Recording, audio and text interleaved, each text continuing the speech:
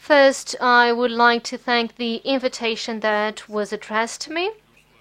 And we're going to talk a bit about gathering information on damaged building, damaged by forest fires. We're going to talk a bit about prevention of damage, how to prevent, how to collect information, and how to use the information. So why do we want that information? To give you an idea of what is structural prevention. It's not a lecture, but really to understand a bit what it is. We have three main goals. One is reducing the number of events, reducing the burnt area, and reducing damage to infrastructures. In terms of reducing the number of events, this is active. This means that every time that we reduce an event, we can reduce damage in terms of the other objective. So if we don't have an event, we save 4.5 hectares, more or less. What we do in terms of prevention at passive level, the infrastructures that we have in the field, the fuel breaks, water, they're only used if we have a fire, of course. So they're only used if there is an event, so it's passive. And then reducing damages, it's also passive. We have a fire, but we try to reduce the damage. So let's look at how we can reduce the damage to infrastructure and see the legal framework that we have and what we can do to reduce damage. We have measures in terms of territory planning. We have prohibitions. We have areas where building is forbidden due to high risk, and of course then we have inspection associated to this. Regarding protection, other types of protection, we have the creation of fuel breaks. They're mandatory to have these fuel breaks around the buildings. It's not just for buildings, but there are other infrastructures that have fuel breaks, like roads, like electric grids. It's mandatory to have these fuel breaks in these areas. Then we also have measures of protection against fire. That has to do with the resistance of building, the resistance to fire. In here we have the technical regulation of safety against fires and provides us some guidelines. And these regulations really focus on inside the building and not so much the protection of the outside of building, so of a outside threat. This means that it should, in the future, when updated, have a specific chapter for this issue, for some types of buildings. To give you an idea of the other infrastructures, we have roads, we have railways, electric grids, and gas networks. Infrastructures that also have to be defended and protection, but now we're talking more about housings and the potential that we have in the territory to have events such as these and such as that was reported by the commander. We have a territory where we have 73% of isolated homes. They are not in a group of buildings, integrated in a group of buildings. And of these isolated houses, 73% are in urban land with associated infrastructures. So we have 21% of these situations are near forest spaces or even inside the wildland forest area, and then 5% a bit more distance, and these 5 and 2% are areas where around we just have agricultural fields. But the problem really is these 21% of isolated homes that are in the wildland area or in contact. Then we have small settlements, and we're talking about 10, 15 houses, 21% are in contact with the forest. When we're talking about slightly bigger settlements,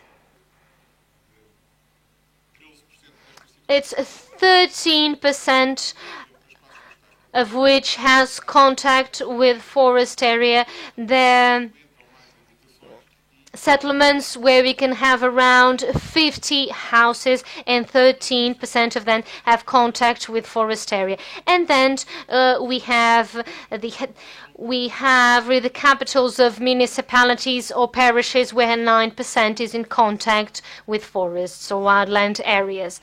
So this potential has to be measured in terms of houses, in terms of buildings. If we're talking about housing, we have around 3.6 million buildings in terms of housing. If we analyze what we have in terms of urban planning for defending forests, we have identified areas where we want to protect buildings. And we're talking just about isolated houses. We have an estimation of 150,000 hectares of fuel breaks for buildings. So 150,000 hectares. So we need to realize the dimension of this. And these fuel breaks include also agricultural fields, around 63%. The protection of buildings represent really 17% of the planning effort for fuel breaks. The rest is for protecting roads, railways, electric grids, and Portugal has now around 19 to 21% of the fuel breaks that we need. So we still have a long way to go to really achieve what we need in terms of protection for electric grids, for roads, for buildings. So we are just around 19 to 21%. Now the question is, we have already addressed here today issues that have to do precisely with prevention, and that in terms of prevention, it is essential to develop a structure where we change the fuel that we have around buildings to decrease the likelihood of the event that was shown, radiation reaching the building or projections going inside the house and igniting the inside or the outside. The concept that we have and that we have implemented at national level as a law is to have a fuel break for the building, and with a 50-meter dimension. It is mandatory to have a fuel break of 15 meters. If we have a house which occupies around 80 square meters, it means that this building will need to have a fuel break of around 0.94 hectares. If we're talking about 500 euros per hectare of fuel break, we're talking about more than 400 years, and we know that it needs to be maintained every 3 years. We have costs of around as an intervention of 157 years per year. This is what we are demanding of owners to pay annually to defend their houses. And here, the issue is, are people available and willing to pay this to protect their house? And so we have really non-compliance, and we have to turn this non-compliance into a figure. Because is it worth protecting all houses, or only certain houses, certain buildings are worth protecting?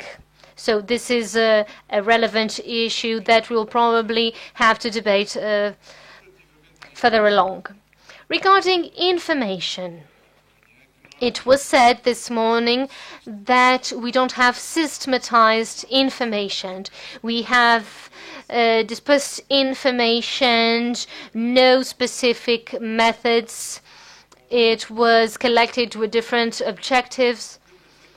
And at least in Portugal, we don't have a systematic survey in terms of data on damaged buildings. The situation that was mentioned regarding the previous building, we have damage to the roof, the attic.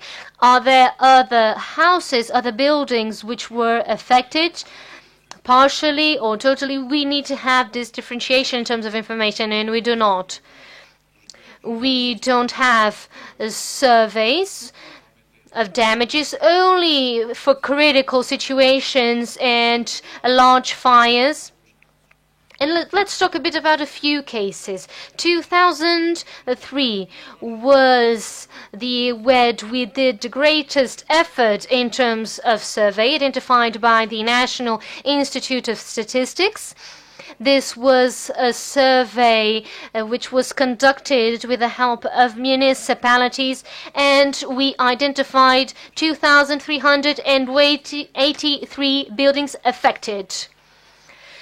More than 2,000 are not for housing, are not housing buildings. We are talking about storage houses, other buildings that do not have anything to do with housing. And 548 houses. Of these, 216 were permanent residences and 332 were secondary residences or were vacant. Were houses but were not used. Within the 216 which were the permanent residents, 115 no longer had the necessary conditions to be inhabited, and there were 192 homeless as a result of these fires. The number of people which were affected were 15 years old or older, and the age brackets were mostly between 45 and 64 of age. So we're talking about an age bracket with a certain degree of old age, we could say. So in terms of responsiveness, readiness to defend, the building is not great, of course. Regarding the buildings which were not for housing, 1,733 were occupied, 91% of these were connected to agriculture, and 1% were insured. Just 1% of these buildings were insured. The rest didn't. So we're talking about a world without insurance. Why? Because people don't really see the need for that cost and for that insurance, for that protection. Of the 91% connected to agriculture, since they were connected to commercial activities, 307 jobs were affected So there were losses associated in terms of jobs. Some data regarding the buildings. 1,219 buildings had been built before 1960, so 51% of the buildings were built before the 60s, 20% after 1960, and regarding 21% we could not obtain information. The type of structure. We had masonry, stone walls, 39%, 27% masonry combined with other materials, 9%, and others, and only 3% reinforced concrete. So the type of damage really is associated to the type of construction that we have. Regarding coating, we had 51% with stone coating, and then other more traditionals, tiles and others.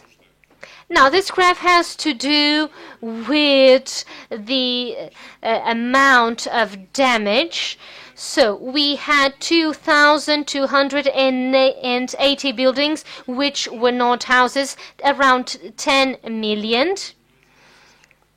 And for the ones that were houses, we have 12 million. So we have two different realities in terms of building, with also different values in terms of losses. And this is something that we also have to analyze, how we defend these buildings which have different values.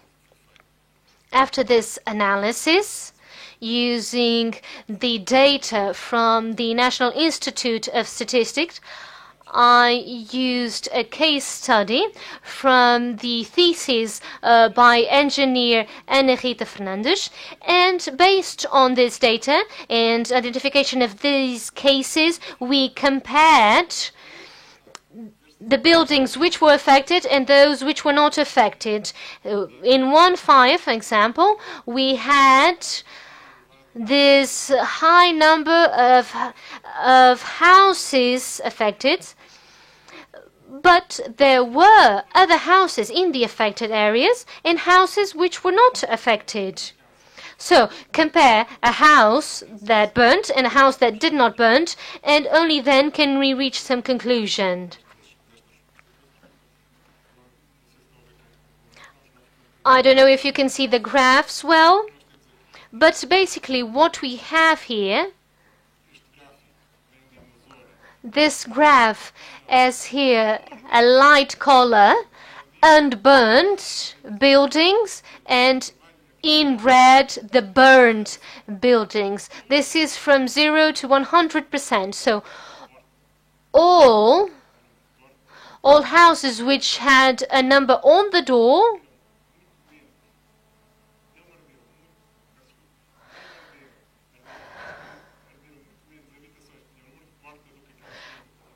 there were less houses burning in terms of the ones that were identified with a number on the door. And usually we have a number on the door in more organized areas. Second difference, slope. Situations where we had a slope nearby.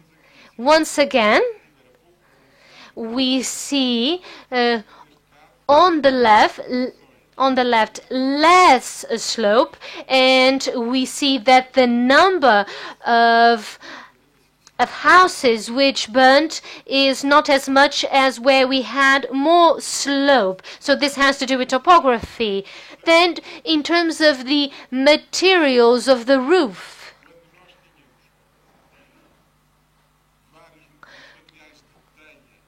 where the tiles, where the roofing provides really more protection when compared to others. Then we have walls, the materials of walls, the existence of eaves,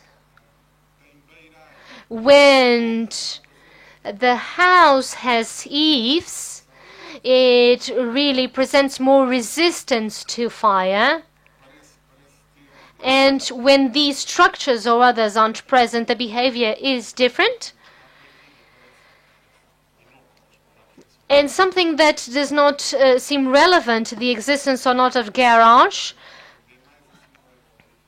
we see here, in fact, a great difference. And the explanation for this is that a building which has a garage around the house, there is an area to circulate that really ends up protecting the building.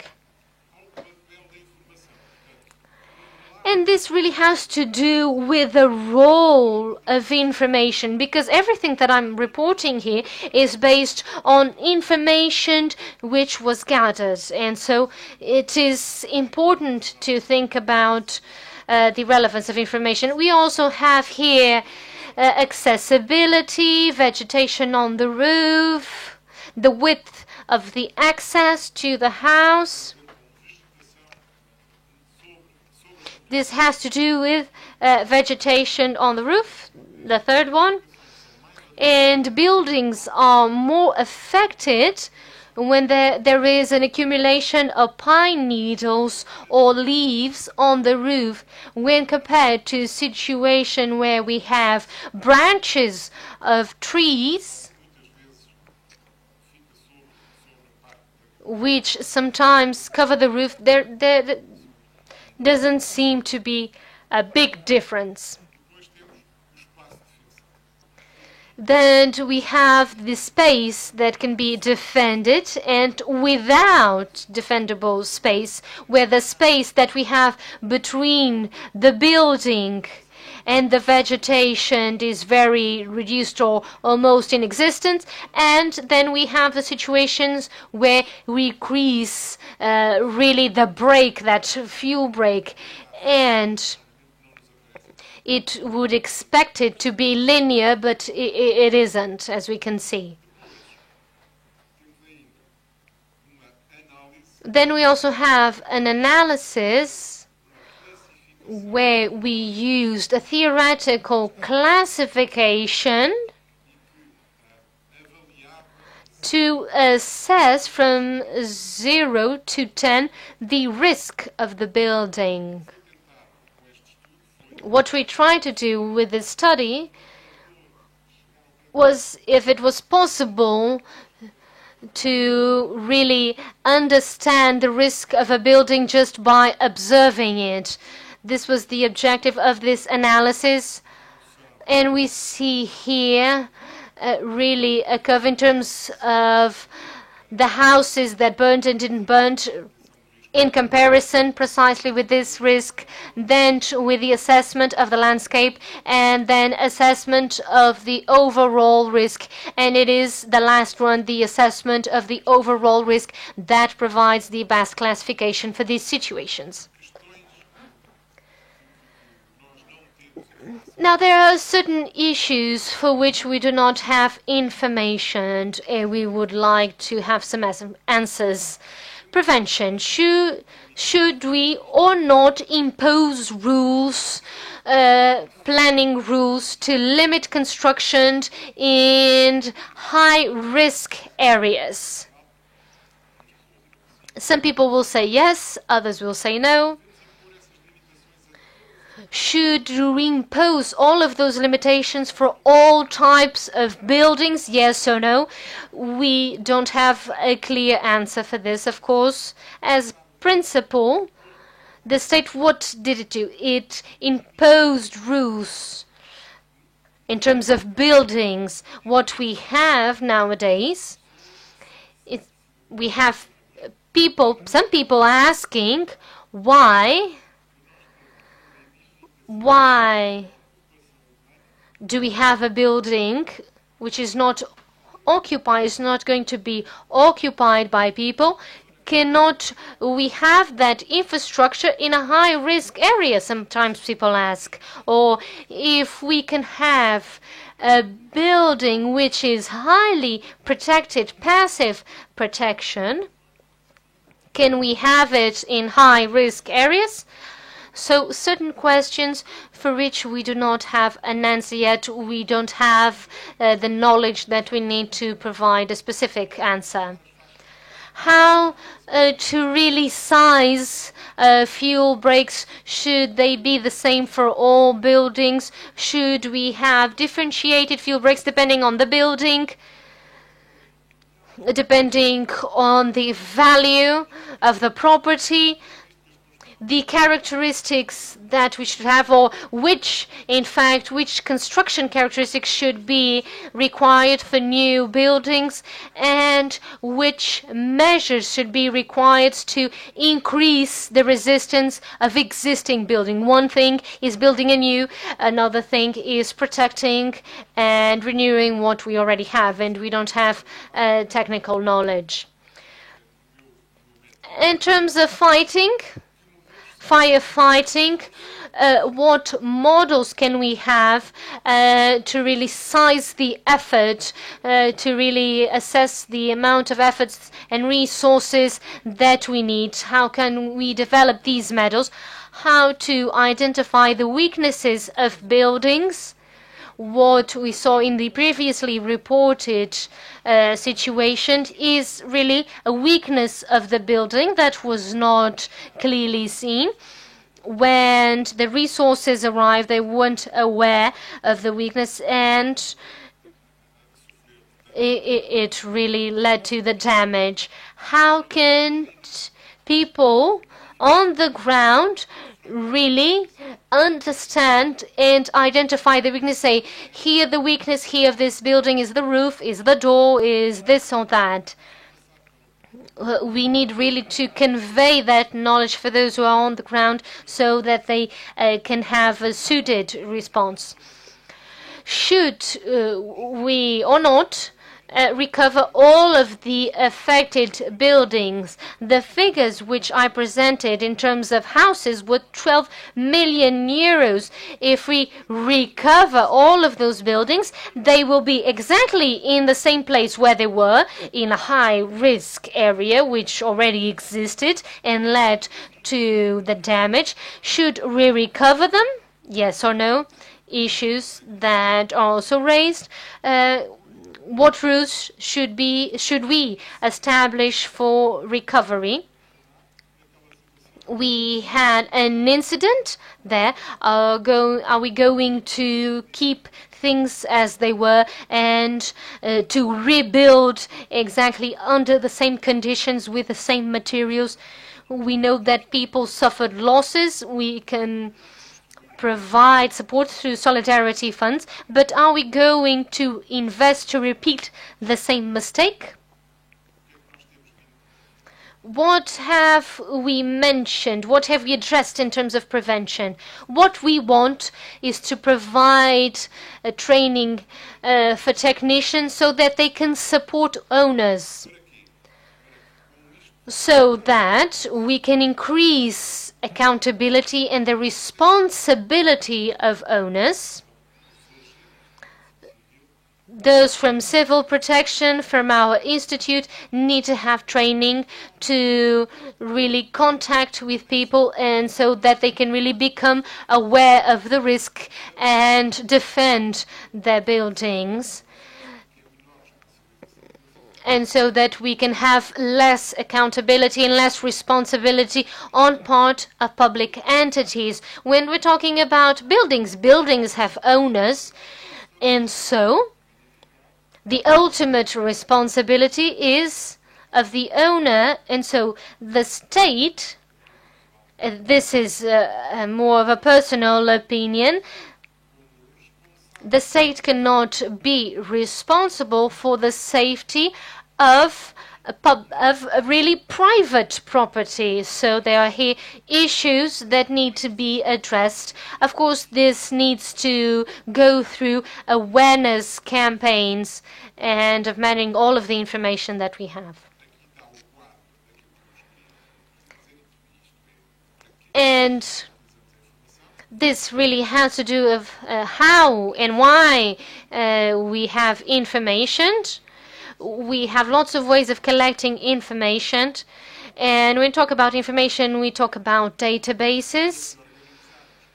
We will have to organize ourselves to do this, and we have a proposal where we have really an inventory of events.